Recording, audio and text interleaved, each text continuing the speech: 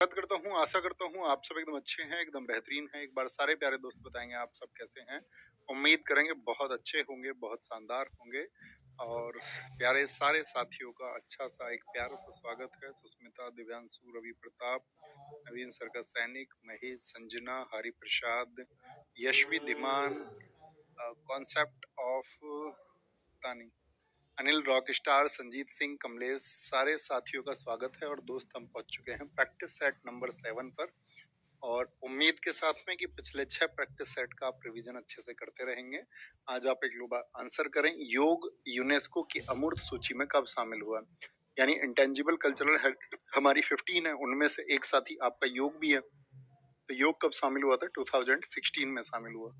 PACS indica किसकी book है? PACS indica आपका भैया शशि थरूर की बुक है। किसकी? शशि थरूर की बुक है। शशि थरूर की बुक है। और दूसरी भारतीय महिला भारत रत्न प्राप्तकर्ता कौन है? अरुणा आसफ अली। मुझे बताओ अरुणा आसफ अली को किस वर्ष में मिला था? सारे लोगों को कमेंट करके बताना है अरुणा आसफ अली को किस वर्ष में भारत रत्न मिला था। ये मैंने आपको बताया। उपराष्ट्रपति के चुनाव में जो साथी प्रपोजर्स होते हैं वो 20 होते हैं। और नाबार्ड के प्रथम अध्यक्ष कौन थे? राम कृष्णैया थे। कौन थे? ए राम कृष्णैया। राम कृष्णैया ये कौन थे साथी आपके? ये इसके पहले अध्यक्ष थे। वर्तमान में कौन है? साजी केवी है। नाबार्ड की स्थापना कब हुई? 1982 में। ध्यान से पढ़े भैया। 1997 में मिला था भैया अरुणा आसफ अली जी को, 1997 में। बहुत शानदार। अभी हम आते हैं पहले क्वेश्चन की तरफ। ध्यान से पढ़ें एक बार। मकरविलक्कू उत्सव जो है किस भारतीय राज्य में मनाया जाता है? मकरविलक्कू आंध्र प्रदेश, केरल, तमिलनाडु या फिर कर्नाटक में? मकरविलक्कू कहेंगे आंध्र प्रदेश में? नहीं भैया, आंध्र प्रदेश के तो दो याद रखे बहुत अच्छा, फ्लैमिंगो और दुर्गम्मा। फ्लैमिंगो, फ्लैमिंगो फ्लाई करता हुआ मैंगो मिल गया अंधे आदमी को, और उसने किसको दे दिया? उसको दुर्गा अम्मा को दे दिया, दुर्गम्मा। ठीक है। मकरविलक्कू जो कितने दिन का फेस्टिवल है आपका? 7 डेज का फेस्टिवल है। कितने का है? 7 दिन तक मनाया जाता है। कभी भी पूछे कौन से भगवान को समर्पित है? भगवान अयप्पन को समर्पित है। किनको?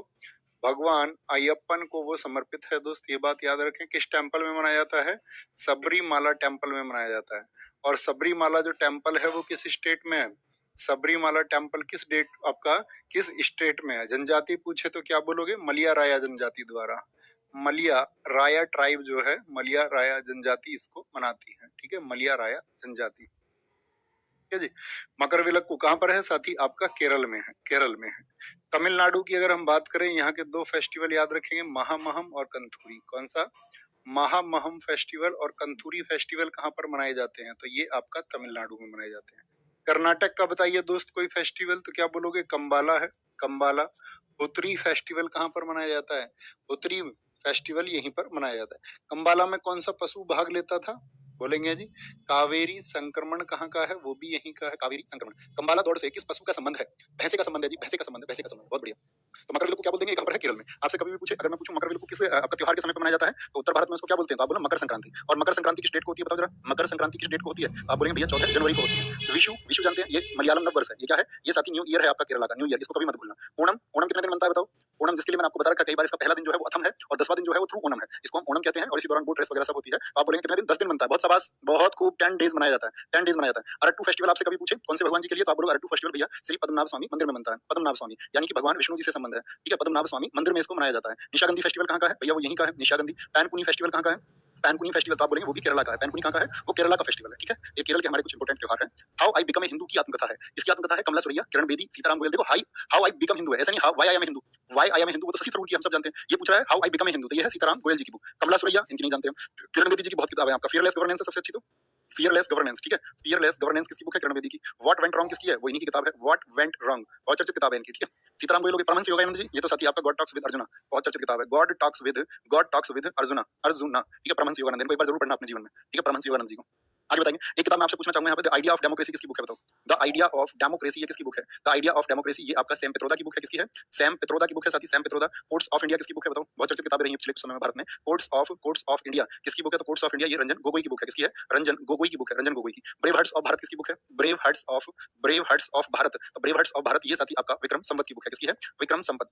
विक्रम संपत की बुक है, विक्रम संपत की बुक है। मैकमोहन लाइन किसकी बुक है? मैकमोहन लाइन, ठीक है। कौन से दो देशों के बीच में मैकमोहन लाइन? आप बोलोगे भैया जनरल जेजे सिंह थे, जेजे सिंह की बुक है, जेजे सिंह की बुक है। तो मैकमोहन लाइन कौन से दो देशों के बीच में है? मैकमोहन लाइन, तो आप बोलोगे मैकमोहन लाइन भैया आपका LOAC पर है, यानी लाइन ऑफ एक्चुअल कंट्रोल पर है, भारत और चाइना के बीच में, भारत और चाइना के बीच में। बहुत शानदार।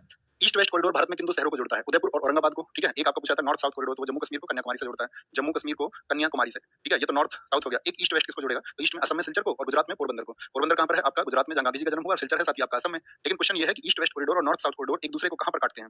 ये जो प्रश्न बता देगा तो मैं समझूंगा परिवहन पर उसकी पकड़ है। एक दूसरे को कहां पर काटते हैं? ठीक है, परिवहन पढ़ा ना, ज्योग्राफी का इंपॉर्टेंट टॉपिक होता है। एक दूसरे को कहां पर कट करते हैं? एक दूसरे को कहां पर ये कट करते हैं बताएंगे जी फटाफट से। झांसी, झांसी, झांसी। बहुत बढ़िया प्रियंका जी, आपने ठीक आंसर दिया। अंकुश भाई एकदम परफेक्ट आंसर आपका था। कहां पर काटते हैं भैया? झांसी में कट करते हैं दोनों एक दूसरे को। कहां पर? झांसी, यानी कि उत्तर प्रदेश में एक दूसरे को कट करते हैं। निम्नलिखित में से किस महिला व्यक्तित्व को ओलंपिक में डबल मेडलिस्ट होने का सम्मान प्राप्त है? कर्णम मल्लेश्वरी, मैं आपको बता चुका, सन 2000 के सिडनी ओलंपिक में पहली महिला ओलंपियन रही थी। साइना नेहवाल बैडमिंटन में पहली है। देखो कभी भी पीवी सिंधु मत लिख देना, पूछे तो बैडमिंटन में पहली। बैडमिंटन में पहली ओलंपिक अवार्ड जीतने वाली कौन है आपका? क्योंकि इन्होंने जीता था आपका 2016 में, ठीक है। साइना नेहवाल ने, 2016 नहीं, 2012 लंदन में जीता था। 2012 में इन्होंने जीता था। साक्षी मलिक पहलवानी में है। पीवी सिंधु सही आंसर हो जाएगा। क्या पीवी सिंधु? क्योंकि पीवी सिंधु को आपका रियो ओलंपिक में मिला था 2016 में। आपका क्या मिला था यहाँ पर? इनको सिल्वर मिला था, सिल्वर। और 2021 टोक्यो में क्या मिला था? इनको ब्रॉन्ज मिला था। बाकी आप जानते हैं। पुरुषों में, मेरा प्रश्न सुनना ध्यान से, पुरुषों में ऐसे कितने व्यक्ति हैं जिनको 2 मेडल प्राप्त हुए हैं? पुरुषों में ओलंपिक में ऐसे कितने व्यक्ति हैं जिनको 2 मेडल प्राप्त हुए हैं? जैसे महिलाओं में अब तो आपका मनु भाकर भी होगी। उन्होंने तो ये पूछा जाएगा क्वेश्चन, एक ही ओलंपिक में 2 मेडल जीतने वाली कौन भारतीय महिला है? तो आपका मनु भाकर हो जाएंगे आपका शूटिंग से। लेकिन मेरा क्वेश्चन है कि ओलंपिक में 2 बार, तो कई साथियों ने कहा है 4, कई ने 3 कहा है, कई ने 2 कहा है। 2 व्यक्ति हैं जिन्होंने 2 बार मेडल जीते। तो सुशील कुमार है आपका, और दूसरे कौन है? नीरज चोपड़ा है। सुशील कुमार और नीरज चोपड़ा, इन दोनों ने 2 बार मेडल जीते हैं। पावर लिफ्टिंग में निम्नलिखित में से किस भारोत्तोलन शैली का प्रयोग किया जाता है? भारोत्तोलन शैली कौन सी होती है? पावर लिफ्ट होती है, डेड लिफ्ट होती है, क्लीन एंड जर्क होती है, स्ट्रेट लिफ्ट होती है। पावर लिफ्टिंग में आपका डेड लिफ्ट होता है। क्या होता है? डेड लिफ्ट होता है। और इसके साथ में एक होता है आपका, दूसरा होता है स्क्वाट, स्क्वाट भी होता है इसमें। और तीसरा इसमें होता है आपका बेंच प्रेस। क्या होता है? बेंच प्रेस भी इसमें होता है। तो 3 ही कैटेगरीज में होती है, 3 कैटेगरी। लेकिन देखो अगर हम आधुनिक ओलंपिक की बात करें, जैसे मैं आपसे बोलूं आधुनिक ओलंपिक में किस तरह से खेला जाता है, तो आधुनिक ओलंपिक में इसके 2 तरीके होते हैं। आधुनिक ओलंपिक में इसके 2 तरीके हैं। जो पहला तरीका है वो है स्नैच। पूछ लेगा स्नैच का संबंध किससे है? तो आप बोलो वेट लिफ्टिंग से। और दूसरा आपसे पूछे तो आप कहेंगे क्लीन एंड जर्क। क्या बोलोगे? Clean and jerk. और इनकी कैटेगरी 5 कैटेगरी होती है, सॉरी। क्लीन एंड जर्क कितनी कैटेगरी होती है? आपसे पूछे आधुनिक ओलंपिक में जो साथी आपका पावर लिफ्टिंग है वो कितनी कैटेगरी में खेला जाता है? 5 कैटेगरी में खेला जाता है। कितनी कैटेगरी में? 5 कैटेगरी। क्या मतलब ये कैटेगरी से जैसे मेल है 61 में खेला जाता है, 73 में, 89 में आपका, ठीक है। 89 में उसके बाद में 102 होता है और 102 प्लस होता है, 102 प्लस होता है, ठीक है। तो ये बहुत इंपॉर्टेंट है, इसलिए इसको याद रखो। जैसे फीमेल की कैटेगरी सबसे ज्यादा, ये तो मेल कैटेगरी होगी। फीमेल की बोले तो 49 होती है आपका, और चर्चित 59 होती है। फिर आपका 10 बढ़ती है 71 81 से, और फिर 81 प्लस हो जाती है। इन वेट कैटेगरी में से मुझे बताओ मीराबाई चानू ने जो मेडल जीता था आपका टोक्यो में, तो वो कौन से में थी? फटाफट से आंसर करो। टोक्यो में सिल्वर आया था मीराबाई चानू जी के द्वारा, किस वेट कैटेगरी में आया था? कौन सी वेट कैटेगरी में था? आंसर आना चाहिए। 73 नहीं, 49 सबका आंसर एकदम से ठीक है। 49 वाले सारे प्यारे साथी सही हैं। 49 वेट कैटेगरी में आया था भैया। द 40 मिनट्स सागा द्वारा रचित एक एल्बम है। 40 मिनट्स सागा किसकी? हरिप्रसाद चौरसिया की एल्बम है। क्या आप कहेंगे नहीं? हरिप्रसाद चौरसिया की नहीं है। इनकी जो एल्बम है उसका नाम है ब्रेथ ऑफ गोल्ड। क्या है? ब्रेथ ऑफ गोल्ड एल्बम किसकी है? तो हरिप्रसाद चौरसिया की। अली अकबर खान, हाँ जी मुझे ये बताओ, अली अकबर खान कौन से म्यूजिकल इंस्ट्रूमेंट से संबंधित है? तो आप क्या बोलोगे? म्यूजिकल इंस्ट्रूमेंट भैया इनका आपका सरोद। और किस घराने से थे? मेहर घराने से थे। किसका, किस हाउस से थे? मेहर घराने से इनका रिलेशन है, ठीक है। मेहर घराने से। भीमसेन जोशी इनका किससे? तानपुरा से। मैंने बताया था मैं सुब्बलक्ष्मी, और ये दोनों तानपुरा से हैं, ठीक है। ये बात याद रख लेना। अमजद अली खान कौन सा वाद्य यंत्र बजाते हैं भैया? सरोद। क्या बोलोगे? सरोद वाद्य यंत्र बजाते हैं। और इनकी एक आपका रचना है मास्टर ऑन मास्टर्स। क्या बोलोगे?